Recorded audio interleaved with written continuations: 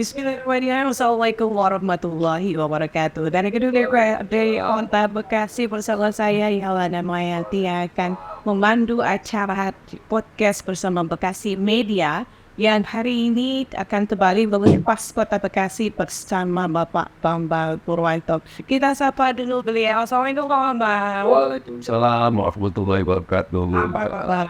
Alhamdulillah baik. Kalau pemain bola boleh dong disingkat ini Pak Andite. WP ya? Oke. Pas ya? Tapi ada panggilan nggak posisi untuk Pak Bambang? Ya sisi Bangpur. Oh, Bangpur. Bambang Purwanto. Iya, Bangpur. Ya, Bangpur. Boleh dipanggil Bangpur ya. Seterusnya ya. Oke. Bangpur. Nah, ini baru satu periode ya. 5 tahun ini ya. Dari 2019 sampai 2024. Insya Allah itu menjadi anggota DPRD Kota Bekasi. Sebenarnya aktivitasnya apa, Bangpur? Ya. Terima kasih Mbak Yola dan teman-teman dari Bekasi Media Podcast. Mudah-mudahan selalu jaya. Memang saya agak terlambat masuk ke Dewan. Jadi sebelumnya saya bekerja di perusahaan otomotif yang bergerak otomotif dengan merek Toyota, pabrik Toyota yang ada di Kerawang, ada di Jakarta, si produknya semua merek kendaraan otomotif Toyota. Boleh sebut merek ya? Boleh lah. Toyota. Oh, Toyotanya. Thanks. Saya pensiun tahun 2015. Sudah pensiun. Pensiun ya 2015, terus karena perusahaan masih membutuhkan, saya juga diperpanjang lagi sampai tahun 2019. Si karya yang ada Dikaryakan lagi sampai 2019. Kebetulan pas 2019 ada event pemilu, saya disuruh oleh partai. Kenapa saya disuruh partai? Karena memang saya sebelumnya menjadi ketua partai di level kecamatan Bekasi Timur. Jadi saya disuruh mati ya. Sebenarnya sudah tua ya, tapi ya kata itu udah nggak apa-apa lah. Yang penting maju terus ya. Karena Allah terpilih menjadi anggota Dewan dari Dapil 1 Bekasi Timur, Bekasi Selatan. Soalnya cukup banyak loh Mbak Ella. Benar, betul. 10.664. Kota Bekasi itu lumayan banget itu. Iya, alhamdulillah. Pemilu sebelumnya juga boleh disebut kalau nggak salah ya. Iya, Suara itu adalah hampir 20.000. Iya, betul. Nah, jadi kan kalau dilihat dari background-nya sebenarnya udah nyaman kerja di perusahaan itu ya. Secara ekonomi, secara finansial udah nggak ada. Ini deh kayaknya nggak ada hambatan gitu ya, nggak ada perubahan. Apa sih yang membuat akhirnya Pak Bambang mau terjun ke dunia politik ini? Iya. Pertama memang karena dari muda kan memang suka politik ya. Secara organisasi, ada sampai juga di pimpinan partai tingkat kelurahan atau daerah, pengurus ranting, ada juga Mandayu, kemudian pernah jadi sekretaris juga di DPC tingkat kalau di PKS, PKS DPC itu tingkat kecamatan. Kemudian jadi sekretaris kecamatan, kemudian sampai jadi ketua kecamatan Bekasi Timur. Ya memang udah tuh ya itu karena memang kerja juga sudah pensiun dan partai memanggil untuk maju, ya ada juga keinginan apa namanya dengan dengan pengalaman yang dipunya bisa berbakti ya lewat. Dan ternyata alhamdulillah apa yang saya kerjakan di puluhan tahun di Toyota bisa saya aplikasikan atau saya dorong untuk bisa digunakan di ini politik untuk kerja itu Mbak Yola. Iya, kalau dia memang nggak instan ya, panjang perjalanannya ya. Jadi dia kadang-kadang suka dilupakan sebenarnya sekarang nih Mbak Bambang ya. Pokoknya pengen tahu tuh jadi anggota dewan itu melalui proses yang panjang yang seperti yang sudah dilalui oleh Pak Bambang. Nah ini Pak Bambang kan sudah lama bekerja di kebersamaan. Dia nggak boleh untuk masuk ke dunia politik. Ini kenyamanan pasti kan harus jadi nomor satu ya untuk memasuki dunia MD atau dunia apapun itu. Nah, bagaimana ketika memasuki dunia politik yang jauh beda dengan minatnya dulu? Nyaman nggak? Gitu. Kalau nyaman ketemu rasa adil. Kalau saya belajar, oh ternyata di dunia politik ini hanya seperti ini, orang-orang yang hidup di politik pun dengan latar belakang yang berbeda, ya kan, ada yang berusaha, ada yang dosen, dan karyawan dan lain-lain, dan ketua ormas macam-macam. Intinya sih bagaimana kita, especially saya sebagai kader partai Garis Seda dan terpilih menjadi anggota dewan, saya bisa berbau dan ibadah. Karena alhamdulillah saya bisa mengikuti irama dari diskusi-diskusi atau obrolan teman-teman terkait dengan bagaimana menjadi ketua dewan baik itu tetap bebas dari Berbicara tadi irama tadi ya, beroma ini ya. Oke, beroma irama. Ini iramanya kan itu jauh loh, ngomong yang perusahaan yang strict banget, terus ketika jadi anggota dewan mungkin orang melihatnya nggak terlalu kayak perusahaan banget gitu. Ini ada jauh atau perbedaannya bisa beradaptasinya bagaimana?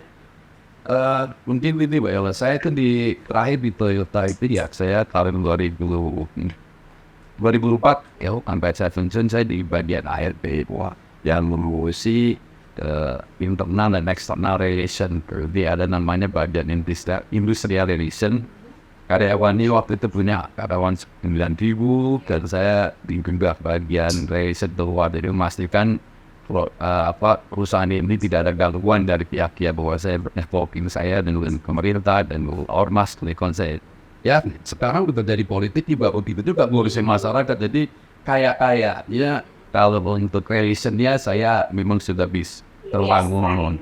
Apalagi background saya juga dulu sebelum saya di perusahaan saya juga pernah menjadi wakil ketua serikat pekerja 2 periode, jadi pengalaman itu begitu masuk ke dunia politik ternyata matching juga gitu. Jadi gak ada hambatan, alhamdulillah gitu. Ini pernah di serikat pekerja, ketika memasuki dewan ada hubungannya dengan demo para pekerja. Biasa lah. Kalau ada demo tinggal lihat nanti yang demo dari unsur apa, nanti kita bisa terima. Kalau dari pemerintah tentu Komisi 1. Karena saya pernah di Komisi 1 juga, Komisi 2, sama saya di Komisi 4 yang dari kesejahteraan, salah satunya di Kerjaan. Berarti selama hampir 5 tahun ini sudah berapa 3 komisi ya? Iya. 1, 2 dan 1, 2, dan 4. Masih ada penasaran di komisi TV Yusuf. Kalau di PKS sih turnovernya cepet ya, kadang-kadang ya khusus tahun, kadang-kadang beberapa bulan diganti, tergantung ini perintah dari atau DPD-nya atau dari fraksi mau minta ya saya kembali. Sejauh ini menguasai lah ya untuk profil itu ya, walaupun background-nya mungkin ya beda banget gitu ya. Insya Allah saya. Selain komisi pernah juga jadi bandar ya? Pernah. Anda sekarang jadi ketua Badan POM. Ya alhamdulillah disuruh pakai untuk jadi salah satu pimpinan di APD itu Badan POM. Ini dari semua yang pernah Bapak masuki, baik itu komisi maupun badan, ini yang mana yang paling nyaman? Kayaknya segar nyaman deh, baik. Paling dikuasai apa paling semua Yang pertama partai mengamanatkan semua anggota dewan itu multitasking di level AKD baik komisi maupun itu, jadi makanya di dewan itu cepat sekali turnovernya atau pergantiannya itu cepat sekali. Ada jadi satu besok tahun depan besok 3. Alhamdulillah berarti selama siklus 5 tahun saya hampir semua, tinggal komisi 3 doang yang belum.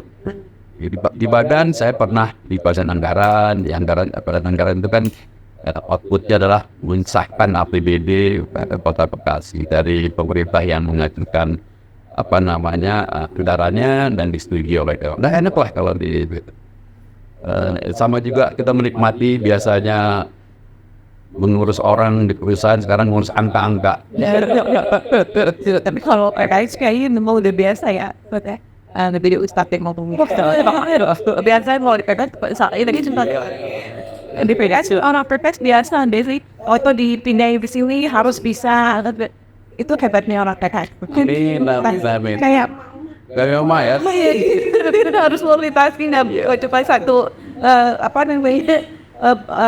keahlian aja tapi udah baiknya ya. Dan ketika tadinya biasa kan bergaul sama orang-orang yang tadi di Bektawi, jadi ketika ini harus bergaul dengan angka, dan sesuai dengan tekwa hitam mengupas kota Bekasi. Nah selama hampir 5 tahun ini untuk anggaran ini yang paling kayak tarik ulurnya paling kencang itu waktu apa itu? Biasanya sih kan kalau namanya siklus dan bikin anggaran APBD ya kalau setiap tahun 2000 itu yang penting ujungnya tanggal 30 November itu APBD yang tahun yang datang itu sudah disahkan. Nah isinya itu ya kan dari mulai perencanaannya itu nanti bayangnya agak banyak dikit bahwa ada dari musremban, kelurahan, kecamatan sampai kota, kemudian di pimpinan pun menjadi ada namanya RKPD, rencana kerja pemerintah daerah. Semua yang mau dimasukin di situ RKPD nanti keluar PPS, kebijakan umum anggaran dari platform anggarannya sampai dengan RKPD sampai itu Sudah panjang sebenarnya. tahun. Ya, kalau rumah Anda sudah itu perjalanannya ini Harus direncanakan dulu sampai tahu itu dulu ya. ya panjangnya. Dan yang paling penting kalau di anggota dewan itu mengontrol apa yang disebut dengan pemenuhan budgetary spending itu. Bagaimana pendidikannya berapa yang sudah dianggarkan di situ, kesehatan berapa, pelatihan berapa, termasuk bagaimana belanja untuk pengawasan dan lain-lain. Dewan sih kontrol sih. Dan setahu saya Mbak, saya sekarang udah nggak dianggar ya. Saya kan di Badan Musyawarah, saya pernah begitu. Kita ngontrol di Kota Bekasi ini ada yang sudah memenuhi spending tingginya mandatory spendingnya ya. Pendidikan, kesehatan, akhirnya masih kurang. Ada yang melebihi. Ini tantangan nih Pak.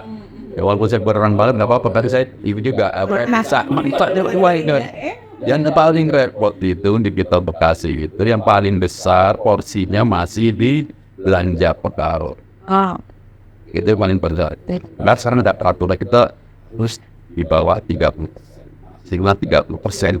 Sekarang kita masih di atas 30%. Jadi kelebihan banget tuh duit belanja pegawainya kemudian. Kedua kalau buat pendidikan, alhamdulillah kita sudah melebihi mandatory spendingnya 20% ya, tapi kita sudah 20%. Untuk kesehatan 10%, kita sudah bisa 22%. Bagus nih Kota Bekasi. Nah yang infrastruktur, mohon maaf kalau jalan-jalan besar ini masih banyak yang besar. Panjang ya. Jadi itu masih kurang harusnya belanja infrastruktur 40%, kita baru masih di angka 31%. Saya sebagai orang awam mungkin Pak untuk belanja tadi pegawai itu untuk pegawai negeri tenaga honorer atau bagaimana itu? Gaji pegawai saya dan dewan ada di situ, termasuk ada kalau Bayola tahu kita kan nyamil TKKB itu. Oh iya. 13.000 itu ya itu kan banyak. Kan ada kebijakan baru kalau nggak salah Pak ya, TKK. Iya kemarin mau ada seperti itu, tapi kayak tarik dulu kebijakan menteri dulu mau dirubah sekarang ya nanti lihat aja lah gimana. Tapi memang sekarang itu korupsi cukup banyak. Apalagi kita kan tenaga kerja kita yang kontrak itu banyak banget ya. Udah lama waktunya kalau sekarang mengikuti peraturan perundang-undangan nggak salah gitu. Kontrak sampai 10 tahun. Tapi ya nanti mudah ditarik yang terbaiknya lah. Itu Mbak tentang APBD, main angka-angka. Lagi Pak, ini masuk tahun politik. Oh iya. Biasanya kalau sudah masuk tahun politik, kalau yang sudah sih tahu-tahu tiba-tiba ada tenaga honorer nambah gitu. Itu yang justru mau membebani APBD sebenarnya. Betul. Tahun ini kira-kira sanksinya gimana? Apakah ada penambahan itu atau kayaknya enggak ada udah terlalu. Kayaknya sih udah terlalu banyak Mbak ya. Kalau kita ada kelebihan sebetulnya. Kita waktu itu dapat informasi waktu saya di Komisi 1 ada kelebihan 1.000 tenaga kerja kontrak. Tapi ya nggak tahu kan gitulah ya kan.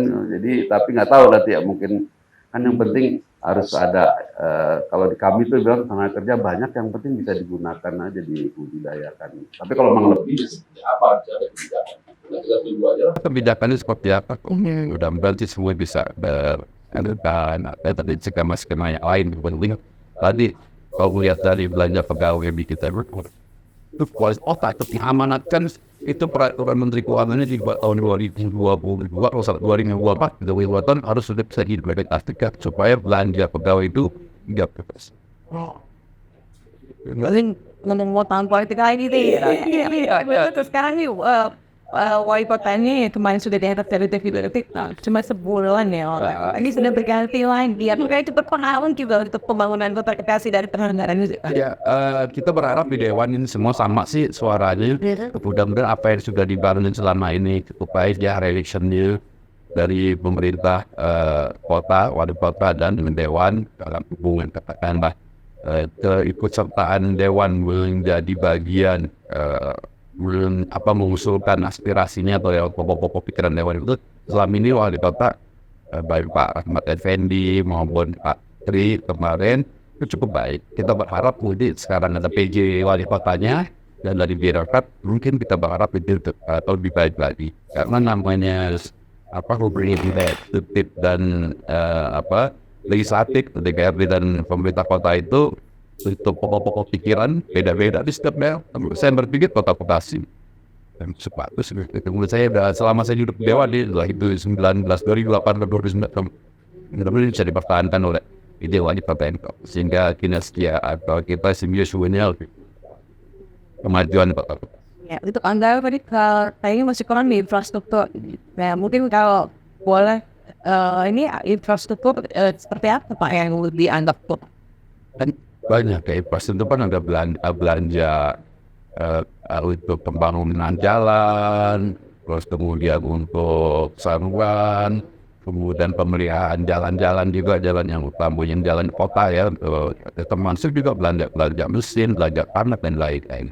Itu porsi infrastruktur menurut saya kurang, tapi sekarang lebih banyak pembangunan itu di kampung-kampung lewat aspirasi dewannya. Oh iya. Itu yang paling dirasakan. Memang nangkep mana ada wacana dari Pak Wali Kota sebelumnya gimana sekarang pokok-pokok pikiran dewan itu bisa diberikan atau disampaikan di jalan-jalan utama yang gede gitu. Itu makanya jaling tapi juga jalan Kalau jalan mungkin ayo tinggal di Bekasi juga atau membangun terus lah dewan yang 50 ini hebat gitu. Dewa coba bangun jaling ya. Itu banyak spanduknya itu Pak. Itu spontanitas warna itu pimpinan wilayah. Bapak lu nggak ikutan channel spanduk. Ada juga sih dilaporin di FTV. Terus membangun aja. Yang dulu kan Bekasi kan terkenal Pak. Karena kalau dari Jakarta ke Bekasi tadinya tidur, tiba-tiba ke Bekasi bangun, ada jalan di luar. Tapi sekarang di perbatasan sudah bagus ya. Nah ini itu sekarang main udah mau musim penghujan nih. Gimana? Nah sebetulnya kita sudah punya sistem peraturan daerah tentang daerah sepotan. Jadi kita sekarang menanggulangi banjir ini masih spot tapi masih ini banjir sini tanggulannya di sini. Banjir sebelah utara kita utara selatan kayak gunung sebelumnya kita dari Pekda penjelasan dari sekotaan itu juga harus ada master plan-nya bagaimana mengurangi kota Bekasi secara komprehensif. Mudah-mudahan nanti ada wali kota concern terus secara bikinnya nggak harus bikin yang spot-spot begini atau dadakan tapi secara kota Bekasi. Mudah-mudahan master plan-nya itu bisa segera. Ya, tinggal FS dulu, biaya FS gimana, kan? Jadi penanggulangan yang Mbak Siri banyak terus ini begini guys. Tapi waktu harus urut. Peranya udah punya Mbak. Semuanya belum diimplementasikan aja oleh wali kota. Dan ukuran sekat ini kayaknya udah pasti di wali kota kayak gitu. Ya. Dari lompat ya. Nah, Gitu ya Mbak Yeli ya. nah kalau secara ekonomi Pak Bambang itu Pak Bambang sendiri lihat tetap efektif tidak? Kota Bekasi itu saya bilang Pak di APBD aja lupa itu betul informasi 9 triliun.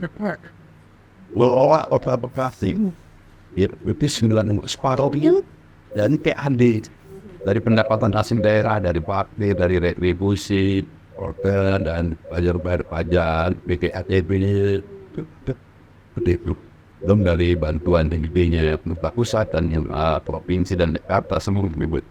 Tinggal benar kalau uang segitu dikelola dengan baik lagi tadi yang tadi distribusinya itu lebih bagus lagi. Apalagi potensi pendapatannya masih banyak juga yang kurang nih kalau itu ditinjau lagi, insya Allah keuangan kita apa dengan ini buat kota-kota yang lain.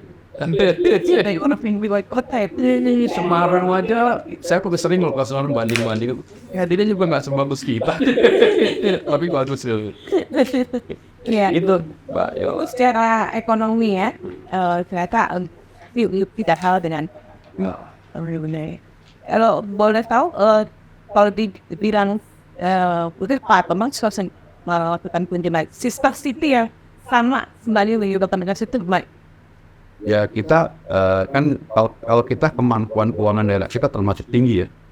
Jadi saya lebih senang kalau kunjungan di kota provinsi ya seperti di Semarang, ya Jogja, Surabaya itu kan banding-bandingin kayak seperti itu dan banyak dari mereka yang bisa kita sampaikan di sini. Jadi sebenarnya kota Bekasi ini oke saudara-saudara pengelolaan keuangan tadi ya karena perimbangan tadi belum ada yang melebihi ya dari batasnya, ada yang kurang. Mungkin kalau tadi belanja pegawainya lebih di 8%, digeser ke infrastruktur yang kurang 9%, itu kalau dibalik itu apa lebih bagus lagi nih keren lagi. Nah itu dirasakan lewat Dadakan nih. cara senyuman bukan saya pegawai itu. Ini pertanyaan secara light Pak Bang. Pak Dewan, postur anggaran di Pemkot Bekasi menurut PKS gimana baiknya? Yang sekarang sudah bagus, perencanaan sesuai dengan RPJMD Dewan Pusat menengah udah bagus. Ya cuman tinggal nanti mengelolanya yang tadi Pak, yang mana yang namanya mandatory spendingnya tadi kita udah. Kalau kan pendidikan 20, ini udah naikin menjadi 27. Waktu dinaikin 27%, itu kurang lebih 1,4 triliun tuh Pak. Ada musik bilangnya SP-nya banyak, kadang di merger, sudah tidak ada dana ya. Berarti kan pengelolaan sentimen demand. Dananya sudah dilebih loh. Dari diamanatkan undang-undang 20%, kita sekitar 27%. Belum lebih, ya dari harusnya kita ada sampai ke 1,6 triliun. Untuk yang pendidikan, boleh saya bilang kalau pendidikan sebanyak isu-isu dari kurang lah ini pun saya tidak tahu mungkin coba nanti di dalam dulu saya juga di Komisi 4 dan mitra kerjanya pendidikan coba nanti masukan dari masyarakat terkait dengan ada yang sekolah kekurangan biaya perawatan gedungnya dan lain-lain. Ya, mana Pak Bambang yang sendiri kita udah tentang pendidikan. Memang di Kota Bekasi tahun ini itu banyak sekali SD yang manajer Pak. Ada 3 SD 1, 2 SD 1 atau lebih dari itu. Karena memang di Kota Bekasi satu lokal itu banyak SD Pak. Cuma satu jadi dijadikan satu. Nah itu kan kalau saya mendengar curahan hati dari para praktisi pendidikan yang udah di SD itu. Jadi satu lokal itu ada 3 sekolah dijadikan satu, tapi ada 2 sekolah ini dibekukan dananya. Nah itu kan yang di keresahan sendiri, dari pusatnya dibekukan, jadi dilimpahkan begitu banyak murid, tapi dananya nggak ada gitu. Itu yang ini. Isu atau emang ada. Ada. Daerah ini tuh Mbak, saya tahu ya. Daerah Bekasi Timur, daerah pemilihan. Jadi Bekasi Timur ya. Spesifiknya. Nanti lah. Ini terima kasih Mbak Yola kalau ada masukan seperti ini. Saya bilang tadi ya ada pendidikan kita itu ada 1,6 triliun Kota Bekasi, ya kan masih ada seperti itu. Memang walaupun sudah di merger pun karena kekurangan murid kali ya, tapi memang faktanya jumlah lulusan SD lebih besar juga dengan ketersediaan bangku sekolah yang di SMP sehingga tetap kayak mengerucut seperti ini. Jadi ada donasi, ada macam-macam. Ini informasi yang masuk bagus. Dan kalau ada tadi ada merger tapi merger jadi satu tapi yang 2 dana dibukukan sehingga membebani yang satu lagi sekolah induknya. Terima kasih Mbak Yola, nanti akan saya sampaikan ketua Komisi 4 Pak Derajat yang dari PKS juga. Kita coba akan kita sidak lah kalau memang itu ada. Terima kasih Mas. Karena isu merger ini juga sempat mencuat kan kita jadi kayak Jepang Pak. Jepang yang sekolah tutup ya. Karena nggak ada murid. Ini juga begitu juga dengan di Kota Bekasi juga banyak ternyata yang tadinya perumahan baru banyak anak sekolah di sana, kemudian sekarang sudah jadi gede-gede semuanya gitu ya. Nah, terima kasih. Ini mungkin nanti jadi catatan tersendiri buat Pak Bampur ya. Nah ini kalau tadi kita sudah berbicara tentang infrastruktur pendidikan, kesehatan, Pak. Dulu sempat Bekasi itu punya program semua warga kota Bekasi boleh berobat dengan modal KTP. Nah, sekarang kan udah nggak ada nih. Tetap kembali lagi. Kalau lihat dari tadi anggaran yang Kesehatan ya? untuk dipunyai kota Bekasi, memungkinkan untuk itu diberlakukan kembali? Sebetulnya dulu boleh, baguslah itu program wali kota yang sebelumnya menjadi politik. Tapi hal itu sudah menyalahi aturan, Mbak. Jadi sekarang ada program kesehatan itu harus mengikuti undang-undang kesehatan yang di atasnya, sehingga walaupun yang dulu dirasakan oleh masyarakat Bekasi kalau berobat itu gratis kayak punya kartu sakti ya, kartu sehat, kartu sakti ya dulu ya. Tapi sekarang dengan di kota Bekasi ini orang yang tercover dengan asuransi kesehatannya, baik melalui asuransi pribadi, asuransi yang dari perusahaan maupun dari BPJS yang dibayarkan oleh pemerintah pusat, kita secara UHC-nya atau universal health coverage-nya itu hampir katanya sampai 98%. Jadi kota Bekasi hampir semua orang tercover. Tinggal orang yang belum berapa itu. Nah, kebijakan Pak Wali Kota waktu itu teruskan. Pokoknya sekarang masuk ke rumah sakit kota Bekasi dengan punya kartu KTP, jadi bisa berobat ke puskesmas. Nanti kalau perlu dirujuk ke rumah sakit dan dirawat di sana. Jadi insya Allah walaupun belum punya coverage-nya bagi warga kota Bekasi, tetap pemerintah kota Bekasi menjamin selama mengikuti prosedur yang berlaku melalui puskesmas, kemudian dirujukan ke rumah sakit. Baguslah kalau menurut saya di kota Bekasi. Lu mau dibayarin BPJS-nya seluruh warga gitu. Iya, ada gitu. Ada duitnya, yang penting ada duitnya ya. Jadi dari bidang-bidang itu, ada nggak yang menurut Bapak itu masih kayaknya harus ditambahin? Ada usulan-usulan yang belum bisa terrealisasikan di kota Bekasi? Kalau saya kemarin nih, kebetulan Mbak Yola, saya itu jadi ketua pansus P3 ketenagakerjaan kan. Saya bikin perda tentang rancangan peraturan daerah tentang ketenagakerjaan, ya, penyelenggaraan ketenagakerjaan dan tenaga medis. Itu saya buka-buka, saya benchmark ke kota-kota lain bagaimana praktek-praktek hubungan industrial yang sana. Ternyata salah satu, baru saya cek dulu, dinas itu kok rendah banget, kecil banget ya di dinas tenaga kerja itu.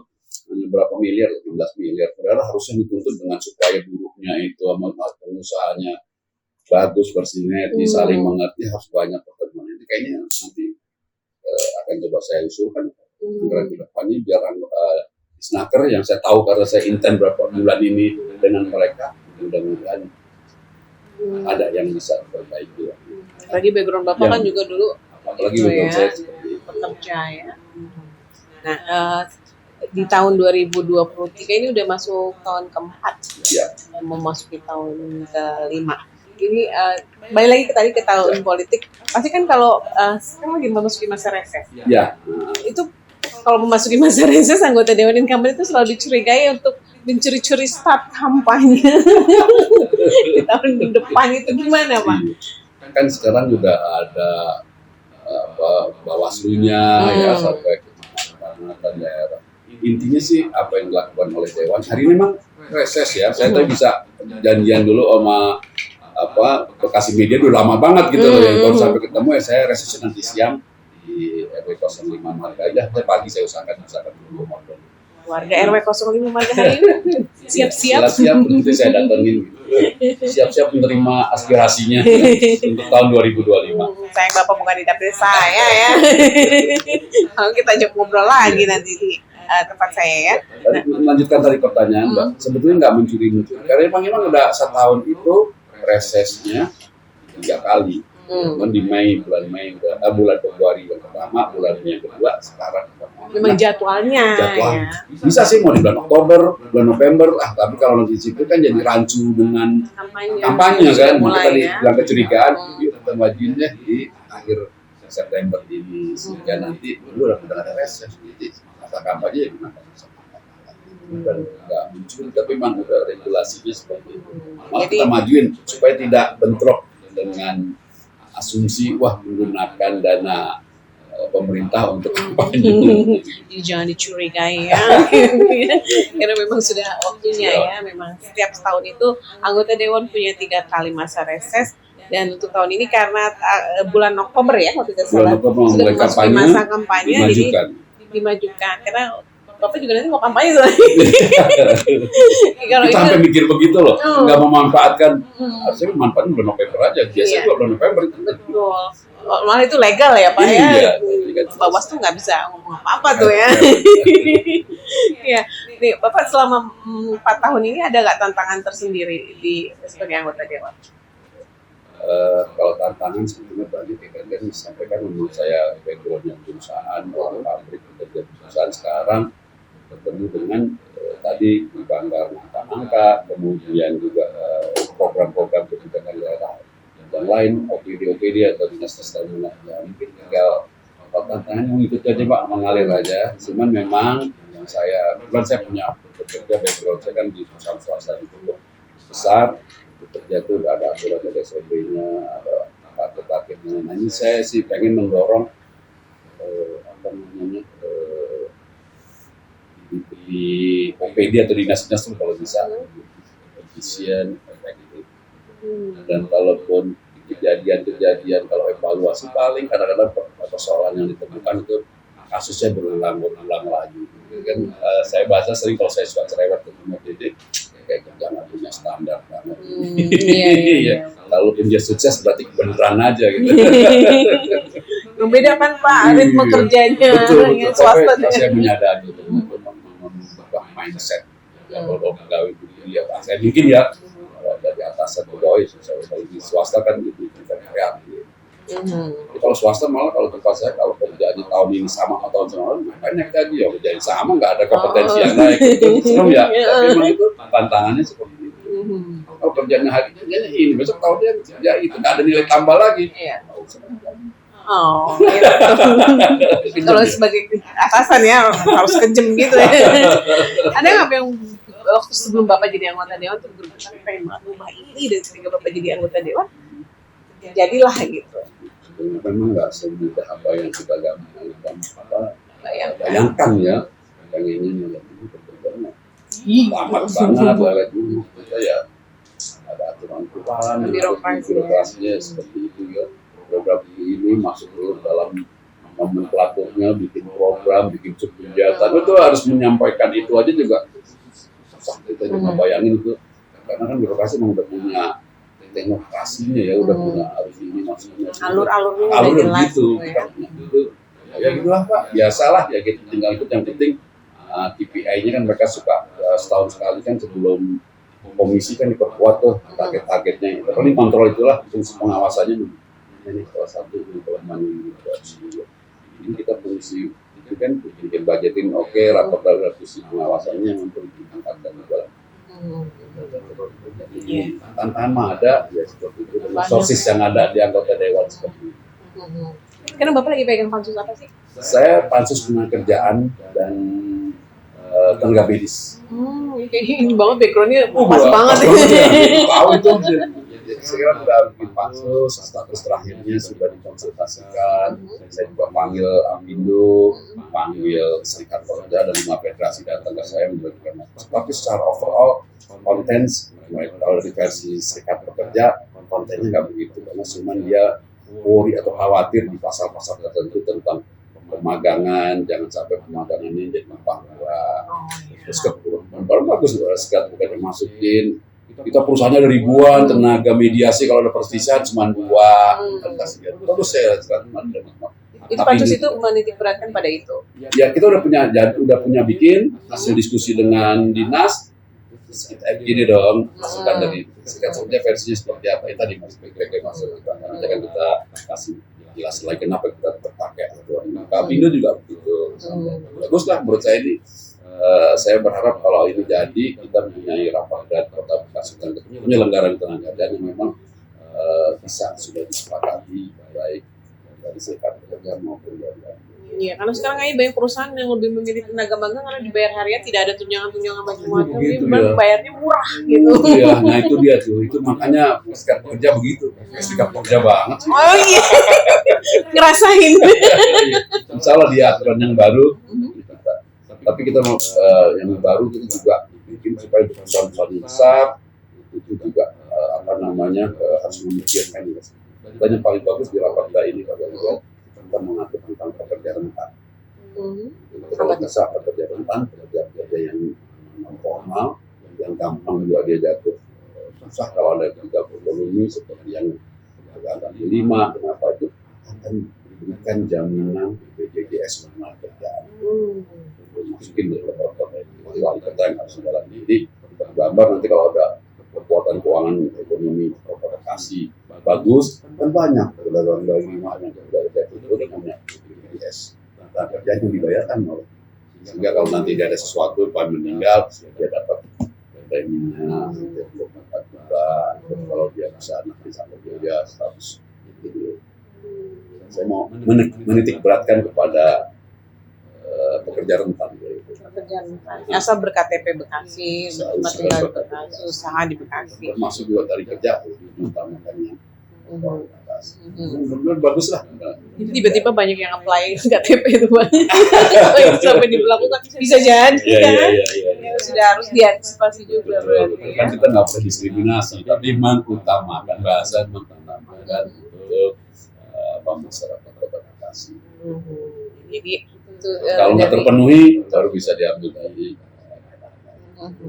itu dari Pansus Ketenagakerjaan ya, dari medis sendiri apa? Medis banyak mengatur sekarang kan ada undang-undang kesehatannya, nggak hanya kalau tenaga medis itu dulu dokter dan dokter gigi, sekarang tuh medis, tenaga medis dan sekarang tenaga kesehatan, macam-macam ada perawat, ada bidan, dan bahkan undang yang baru tenaga orang bekam, pengobatan tradisional itu, terapis itu masuk dalam tenaga kesehatan. Kita lagi atur bagaimana izinnya bagaimana. Ini memang tantangan juga buat Kota Bekasi dengan ada peraturan memperbarui. Saya bikin 2 periode berat banget, alhamdulillah teman-teman supportingnya bagus, jadi ya enak aja jalan. Kebetulan memang ini kerjaan saya waktu di perusahaan ya, sudah banyak. Saya kan sering bikin peraturan perusahaan di lama atau perjanjian kerja sama. Begini jadi saya senang aja. Gitu Pak. Ini masa baktinya udah akan habis. Ini masih ada berapa masa sidang? Masa sidang kan nanti besok nih tutup nih karena lagi APSS. Besok hari Jumat kalau nggak salah kita rencanakan di Bamus itu pembukaan masa sidang baru sekaligus adanya pengesahan APBD perubahan 2023 nanti akan berlaku di Oktober November. Yakin kedua pansus ini akan segera disahkan sebelum Bapak mengakhiri masa bakti di tahun periode yang ini? Mudah-mudahan cepat, mudah-mudahan bagus. Kan udah masukan feedback dari stakeholdernya, serikat pekerja sudah, dari Apindo juga sudah. Ya mudah-mudahan ya bisa diterima lah ya dengan segala konsekuensinya karena masih bersandarkan kepada undang-undang tenaga kerja atau undang-undang cipta kerja. Jadi kita nggak bisa lari dari situ, kita ikuti. Mudah-mudahan bisa. Dan ini juga butuh kerjasama dengan pemimpin daerah kan Pak? Oh iya. Dan di Bekasi kan ada berapa nih? 3 kali di kota ya, Iya. berarti perpindahan kepala daerahnya ini. Iya. Ini ada masalah nggak dengan perpindahan itu? Maksudnya yang tadinya begini pindah ke sini jadi berubah kan? Kalau saya ini bagus sih momennya ya. Dulu kalau Kota Bekasi itu kan dengan wali kota dari partai politik, ya kan, warna macam-macam. Sekarang dengan ada PJ ini, saya sih berharap ASN-nya bisa netral, bisa mengembangkan potensinya, nggak ada instruksi dari atas kan lebih. Saya berharap begitu. Jadi mudah-mudahan Pak PJ yang baru ini bisa memberikan kinerja di Pemkab Bekasi ini baik. Nggak masalah sih. Kan yang penting di eselon 2, 3 atau 4 yang kuat. Kalau yang di atasnya sebenarnya kan jabatan politik ya. Iya, politik. Kalau ini sekarang kan udah birokrat asli nih kan, mudah-mudahan sesuai dengan keahlian Pak PJ, mudah-mudahan Kota Bekasi bagus. Walaupun penempatan itu juga tidak jauh-jauh dari politik juga ya. Iya, itu kemarin ya. Orang-orangnya gitu Kalau ditempatkan. diatur apa namanya, saya juga nggak tahu apa seperti itu kok ya. Mutasi, promosi, harusnya Bukan juga. the right man on the right place lagi, tapi the right man on. Saya sampai wanti-wanti Mbak kemarin Mbak Yola ya. Jangan sampai ini dinas tenaga kerja ini diisi oleh orang yang kompeten gitu kan. Misalnya Iya. gitu dari dinas apa gitu, dinas pemakaman itu. Jauh ya. Sekarang guyonan jangan sampai karena memang mudah kan gitu, tapi kan dinas tenaga kerja ini musuhnya apa di pengusaha dan serikat pekerja. Jadi saya berharap orang-orang yang kompetensi akan di Karena ini pertemuan kita yang pertama ya teman-teman, jadi kita ngobrolnya secara keseluruhan aja dulu Oh sebelum gitu nanti ya, kita makanya berat-berat banget mengerucut pertanyaannya. gitu ya. Yes, Nah, yes. ini kan banyak sekarang nih kalau saya lihat sepanjang jalan ke DPRD tuh spanduk-spanduk calon anggota legislatif itu muda-muda, Pak Bambang. Nah, kan ini anak-anak muda ini kan ya secara pengalaman mereka belum punya lah. Kalau Pak Bambang kan juga nggak instan kan, ada prosesnya. Nah ini kalau Pak Bambang melihat yang seperti ini gimana? Yang muda-muda ini akan memasuki gedung ini. Satu sisi saya senang, ya, satu keniscayaan lah ya. Pertama dari jumlah pemilih nanti di pemilu 2024 kan hampir 53% itu generasi Z ya katanya. Gen Z ya. Gen Z macam-macam lah. Malah sekarang ada generasi sandwich generation. Sandwich Keren generation. banget ya. Ya anak muda semua saya bagus lah. Ya memang nggak bisa mau nggak mau. Saya suka banyak, apalagi sekarang proporsionalnya juga diatur setiap partai nih. Kayaknya seneng saya. Iya, Kalau iya. contoh di partai saya lah ya, 30% wanita, Ya. 15% generasi anak muda. Dari 30% lagi yang wanita ini kalau bisa 30% yang wanita muda-muda juga itu. Jadi isi nih. Jadi sekarang saat ya, walaupun saya nggak tahu ya, sebenarnya kalau namanya anak muda mungkin kan dia mudah-mudahan sih banyak terorganisasi lah. Mudah mau nggak mau suka nggak suka ini udah zamannya mereka. Menurut saya sih harus sudah tampil untuk di pemilu 2024. Saya setuju. Di tempat partai kami juga di PKS banyak anak muda yang mudah-mudahan bisa terisi dan wajah-wajah baru. Ini wajah-wajah baru. Nggak kayak saya yang udah udah terlalu Generasi apa ini Pak Generasi- Bambang masuknya? Kolonial? boomer. Oh, udah masuk, baby boomer. Oh, udah masuk baby boomer ya? Iya, bisa. Jadi kalau bisa tuh shadowing generationnya tuh yang tua ngajarin yang anak muda. Terus Tapi ada tapinya nih, bagus sih sebenarnya. Tapi kalau misalkan saya lihat juga nih di Kota Bekasi itu banyak kayak bisa dibilang politik dinasti. Anak-anak yang sudah anak-anak para pejabat yang pernah menjabat baik partai politik ataupun birokrat itu mulai naik nih jadi caleg nih. Apakah itu mereka mempunyai kapasitas atau memang dari orang tuanya aja? ya mungkin ada yang seperti itu kan nggak bisa dipungkiri sources kita memang tadi kan masanya banyak juga siapa sih yang bisa diisi yang kebetulan yang masih terjadi gampang ya mungkin tadi ada anak yang juga besar dan juga secara kapasitas juga bisa yaudah sekalian maju jangan dari luar juga ada ya mungkin Buat keramein aja ya. enggak juga sih Enggak banyak juga. anak muda di PKS nomor bagus-bagus semua gitu. wah newcomer bagus-bagus semua kan nomor udah Udah nggak berpengaruh jadi isu ya. ya. Terbuka soalnya Terbuka katanya. kemudian lah maju istilahnya di mana-mana ada kayak gitu sih. Iya. Anak-anak muda siap Siap bersiap lah masuk untuk gedung DPRD. menerima tongkat Oh, gitu. iya. Bangun Tapi Kota sebelum Bekasi. masuk ke sini ada nggak mungkin pesan-pesan dari Pak Bambang apa yang harus mereka persiapkan? Kalau saya nih ideal ya, saya ideal ya. Jadi kalau saya tuh ini sekarang wajah anggota Dewan Kota Bekasi dari PKS begini. Besok itu kalau bisa kita udah bisa mendesain. Oh anak mudanya sekian, anak sekiannya. Nah kita kalau partai lain mungkin ada sekolah politik juga. Kita juga nanti membekali mereka untuk bisa kesiapan menjadi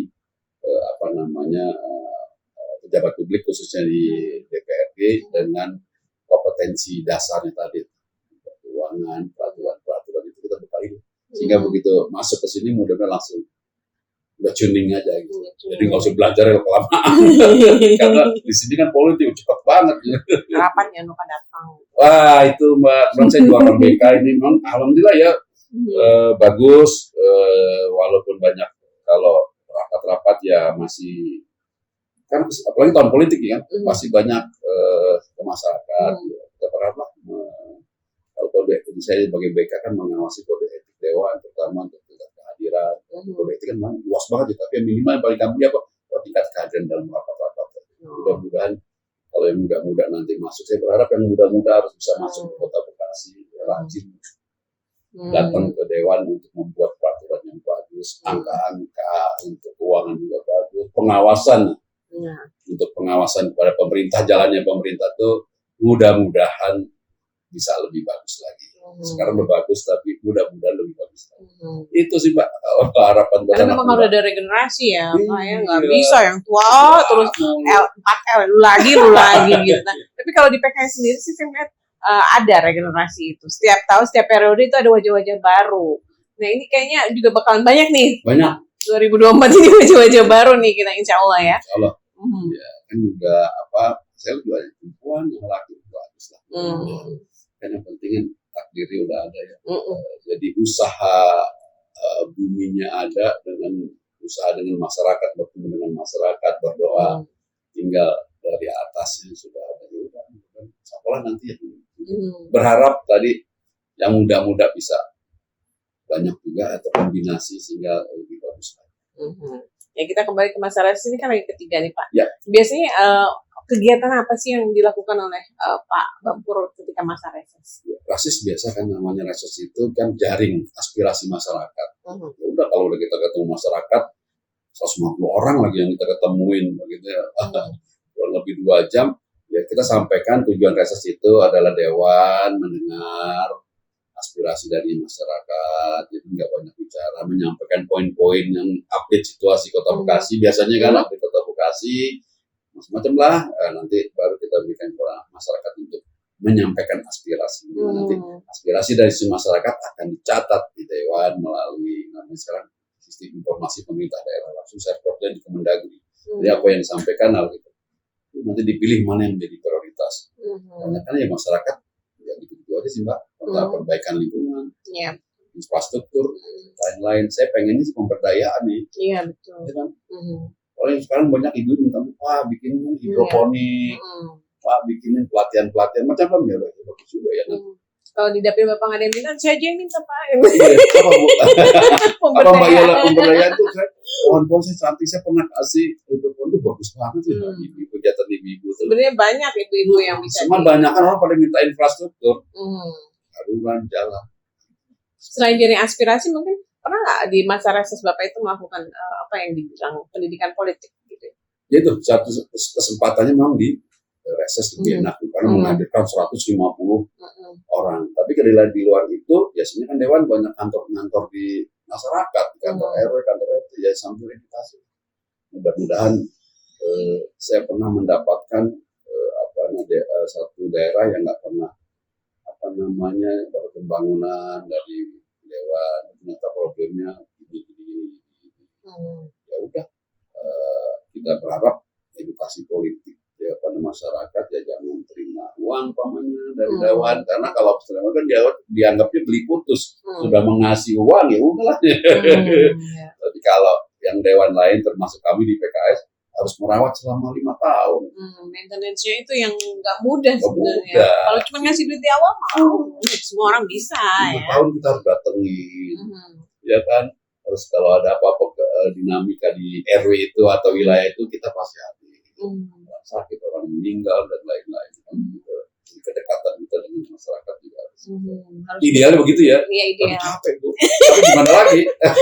Capek dan jadi mau ngomong bahasa Jerman. Eksklusif feel banyak harganya yang harus dibayar gitu ya. Senang aja. Makanya tadi itu panggilan loh jadi dewan kota ya. Kalau dewan provinsi beda lagi kan dia provinsi lagi, apalagi pusat lagi udah nggak mungkin lagi. udah nggak mungkin, udah konstituen jarang-jarang itu makin ya, justru yang kabupaten kota ini yang lebih Oh, dekat lagi. Tadi Bang Bambang bilang cuma di awal jangan terima uang gitu.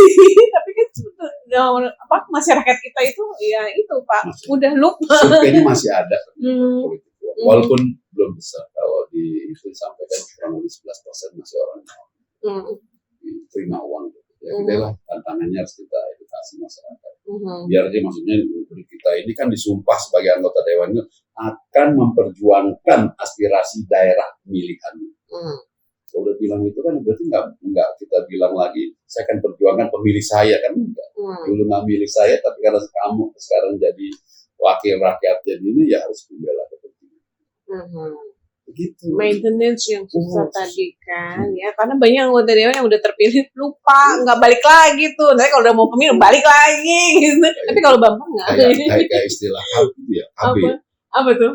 Kalau apa namanya kalau dewan itu kalau udah jadi lupa. Oh iya. Kalau KB kalau lupa. Jadi bisa ini jawabnya aja nggak kepikiran loh. Oh gitu ya.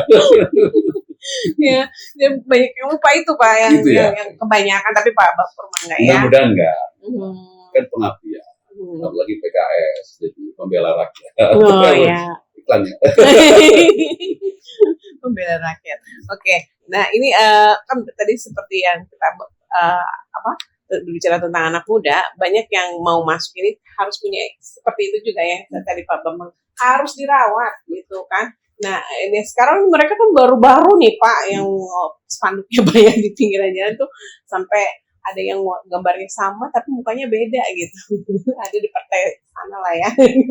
Nah, ini kan satu keluarga berarti bisa kalau yang di pusat mah ada satu keluarga sampai 5 orang, 7 orang mencalonkan diri gitu ya. Oh, dari keluarga Pak Bambang ada nggak gitu? Harusnya ada ya, tapi pada nggak minat di politik tuh Mbak gitu ya. Kenapa Pak? Berarti Bapak nggak bisa memberikan. Ada keinginannya beda, ada yang mau bisnis semua kan. Enggak tuh kan jualan online atau bisnis yang sekarang macam-macam makanan gitu ya. Menurut saya sih apa-apa lah kayak begitu-gitu biarin. Satu keluarga ada yang beda partai gitu. Ya. Nah, cuman kan sebenarnya satu Mbak mau jadi latar belakang apakah itu keluarga apa namanya pengurus partainya atau karena macam-macam lah. Yang penting kalau mau jadi dipilih menjadi anggota dewan itu kan ada 3 Pak. 70% itu dia banyak bertatap muka dengan masyarakat. Itu aja walaupun anak muda atau anaknya siapapun yang penting kalau dia nggak pernah bermasyarakat juga kan susah. Oh iya itu. 70% surveinya bilang banyak ketemu dengan masyarakat. Baru yang 20% kita menggunakan media sosial buat promosinya. Lain-lain 10% lain-lain bisa. Jadi intinya kalau jadi anggota dewan wali kota ya itu banyak bermasyarakat. Jadi whatever dia anaknya siapa yang penting ketemu dengan masyarakat. Kalau udah ketemu dengan masyarakat, ya itulah sesungguhnya interaksi yang sebenarnya kan Pak begini minta ini ya nggak apa-apa dengerin aja. Itu emang saya harus pintar-pintar lah berkomunikasi dengan masyarakat. Walaupun sekarang zamannya serba digital, online, tapi secara konvensional seperti itu masih tetap diperlukan. Untuk DPRD. Kalau untuk yang pusat yang mungkin sih lebih banyak menggunakan media, mungkin ya. Tapi kalau saya pengalaman ya, kan masyarakat masih membutuhkan untuk ketemu dengan hewan jelas. Itu beruntungnya Bapak kenapa jadi anggota DPRD Kota. Yang dapilnya nggak jauh-jauh ya, di situ-situ aja berapa kecamatan. Kalau yang pusat itu udah udah nggak ada dapil yang bisa dijangkau setiap waktu, setiap saat. Cuman masyarakat nggak bedain ini mana di dewan pusat, mana provinsi, mana kota. Jadi diperlakukan kalau nggak dewan pun serba ada aja. Ya, dapurnya beda ya. Gitu. Seringnya begitu ya Pak Surya. Curhat. Sering ya begitu ya. Apa ada punya beras gitu. Dewan tahunya ini ada ya. Nggak apa-apa lah kan. Taunya punya duit aja ya gitu. Padahal gitu. Iya. Gak punya beras curhat ke dewan, nggak bisa bayar sekolah ke dewan. Ya. Tapi memang ada yang begitu. Ya salah. Tetap ada. Oh gitu. Apa? Mau jadi coba-coba jadi caleg. Nggak mau. Oh, Nggak mau, belum ada yang milih Pak. Oke. Belum ada yang mendelegasikan oh gitu ya. jadi curhat Iya. kita ya. Ya, ya. Dan ini ternyata konstituen itu macam-macam ya. Hmm. Tapi maintenance Bapak tetap ya. Harus begitu. Harus selama 5 tahun. Makanya kita kalau saya nggak, ya saya sih banyak diberikan saran jangan banyak janji kalau memang itu dirasakan Oh, iya. susah untuk menepati. Itu aja. Masalah janji-janji nih Pak. Janji Janji manis ya. janji. Tapi untuk misalkan ini Bapak kan akan mencalonkan diri lagi, apa janji-janji apa yang belum terrealisasi? Alhamdulillah ya, saya kemarin itu kan hampir semua apa yang saya janjikan bisa terrealisasi. Alhamdulillah ya. Tinggal yang kedua, mudah-mudahan ini teman semakin banyak, ya artinya RW semakin banyak. Ya, itu mudah-mudahan masih percaya, ya nanti kita bangun kebersamaan itu. Jadi kan pembangunan itu lewat 2 pintu, satu lewat pemerintah, ya kan lewat musrembang lain-lain, satu lewat pokok-pokok pikiran ya pemerintah, penguasa wilayah RT RW yang mesti dekat juga sama dewan untuk bisa dibangun apa lingkungannya, itu aja masalah gitu. Yang kita sudah ada di akhir ya. Mungkin ada pesan dan kesan untuk warga Kota Bekasi yang saat ini mendengarkan podcast kita. Apa? Ya, alhamdulillah ya, diskusinya macam-macam nih dengan Mbak Yola nih. Pertanyaannya berat-berat ya, mungkin kalau saya karena sekarang ini sudah memasuki tahun politik, kebetulan di Kota Bekasi juga setelah ada PJ Wali Kota Pak Raden Gani dari birokrat Kemendagri, mudah-mudahan kita berharap bisa membawa kinerja ASN-nya lebih baik, gitu kan. Dan para ASN juga sekarang jangan lagi dibebani oleh pikiran-pikiran atasan, takut. Ini ekspresinya harus keluar. Harapan saya seperti itu. Dan pada masyarakat, ya ini kan tahun politik, mudah-mudahan tetap suasananya kondusif dijaga. Ya pilihannya boleh berbeda, tetapi kita bagaimana bermasyarakat itu guyup, rukun, ya sehingga pesta demokrasi ini yang 5 tahun bisa berjalan dengan baik. Dan sejalan dengan itu mudah-mudahan muncul figur-figur muda di dalam pejabat-pejabat publik khususnya di DPRD kota ya. Saya tahu di sini 50 orang atau provinsi dan lain-lain. Saya berharap memang saatlah generasi muda ini tampil untuk menjadi pejabat publik yang bisa membangun kota tercinta Kota Bekasi. Mungkin ini saja Mbak Yola. Terima kasih atas diskusinya yang luar biasa. Itu Mbak Yola. Baik, terima kasih juga Pak Bambang Purwanto. Mudah-mudahan bermanfaat ya diskusi kita siang hari ini. Dan teman-teman semua, terima kasih atas kebersamaannya perbincangan saya dengan Pak Bambang Purwanto dalam mengupas Kota Bekasi dalam podcast bersama Bekasi Media. Kita jumpa lagi di lain kesempatan. Jangan lupa untuk tetap tune in di channel kita ya, Bekasi Media. Wassalamualaikum warahmatullahi wabarakatuh. Waalaikumsalam warahmatullahi